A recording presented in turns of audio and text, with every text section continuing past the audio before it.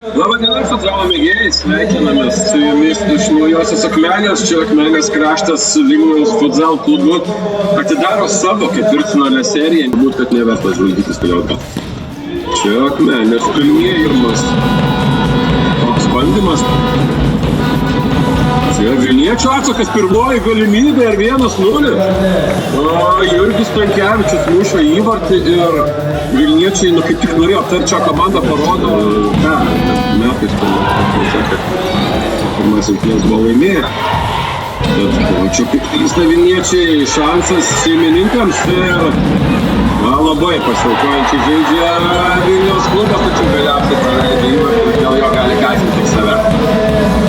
Nutraukia mano mintis apie Akmenės kraštą, prie to dar grįžtam. Įvartį muša Aleksejus, kaip ir kalbėjom, antroji pozicija. Taip pat taškų tiek Kauno Žalgiris, tačiau pirmosios tokios rungtynės pralaimėtos, antrosios lygiosios. Čia Vilniečiai atsako įvartį. Muša antrąjį įvartį šiandien ir kažkaip labai čia viskas paprastai. Jo tas pirmas rungtynės, pirmasis buvo, 7-1.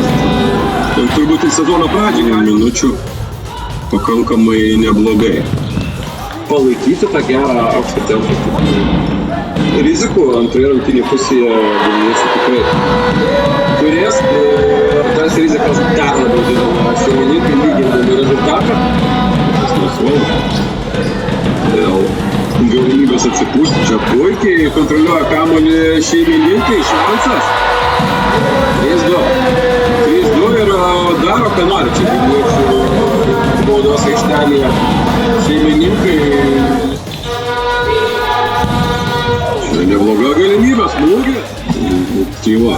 Akmenėje galbūt čia taka ir pagyvins situaciją. Vilniečiai išeina į greitą puolimą. Lesickas. Drąsiai čia smūgis ir toks įvartis.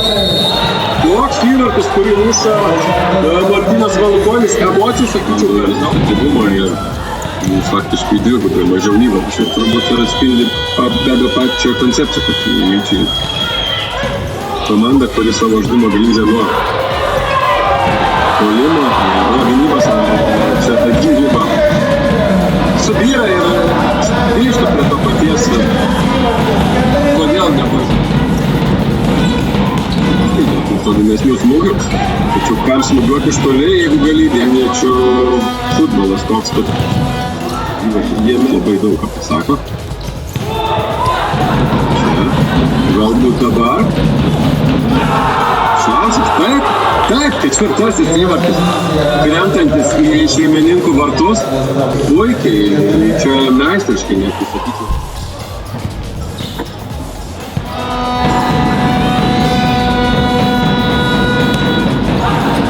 Ten be abejo atskira istorija, jie dar nepatekė, ten apie turbūt kalbėti net nereiktų, dar turi. Tai yra tas lygiasias ir labai daug dėmesio skiria gynybai. Nes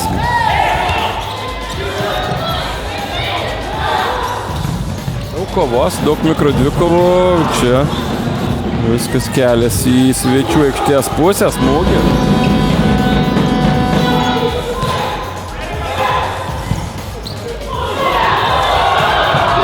Čia šansas, įvartis.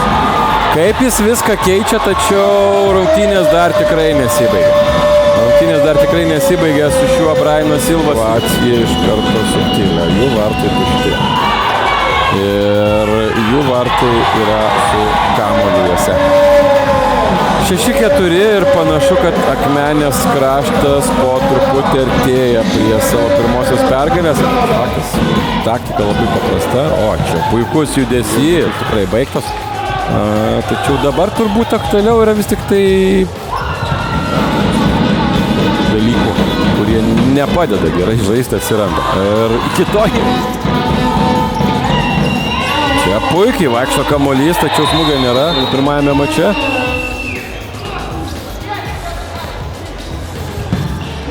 Tačiau Akmenės kraštas savo favoritų statusą įrodo ir iškovoja sunkią, tačiau vis tik tai pergalė 6-4, tai yra pirmoji jų pergalė serijoje.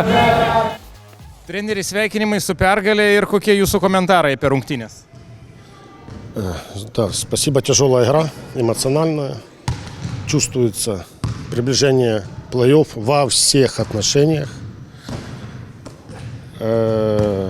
сегодня победили, готовимся ко второму матчу. Спасибо. Treneriai, du skirtingi kėliniai. Viename lyjo įvarčiais, kitame dominavo gynyba. Kokios priežastys? Priežastys kokios? Pirmam kėliniai buvo atviresnis futbolas, pas mus turbūt trumpesnė sudėtis. Natūraliai atsitraukėm, tai nebuvo tų tranzicijų daug ir to pasiekmė mažiau įvarčių atitinkamai. Sutiktumėte, kad vienos geresnių rungtynių šiemet? Taip, buvo ir su Akmenė namie neblogos rungtynės. Kas patiko, tai ta kova, tai tas džiugina ir kaip pasakytų mano bendramžis Gintaras Čibirka, vyrukai kovėsi kapliūtai, tai tas džiugina. Gynyboje klaidos leidusios varžovams mušti lengvus įvarčius, daug baudų, atkrintamųjų psichologija? Tai čia gal ne gynybos klaidos, o puolimo klaidos, nes daug praleidžiam, kaip išeidami ataką prarandam, norim bet kur nemušam, kaip dabar tas Būdės Glimton Bangos klubas sako, geriau pralošim, bet bandysim žaisti, čia mums taip gavosi. Ir ne pirmas rungtynės, bandom išeiti ataką, kartais būtų geriau išspirti užribį ir poziciškai gintis, tokių neiškių kamuolių bandom išsaugoti ir gaunam atgal. Bet ką darysi, aš ir pritariu, kad geriau žaisti negu spardyti užribius.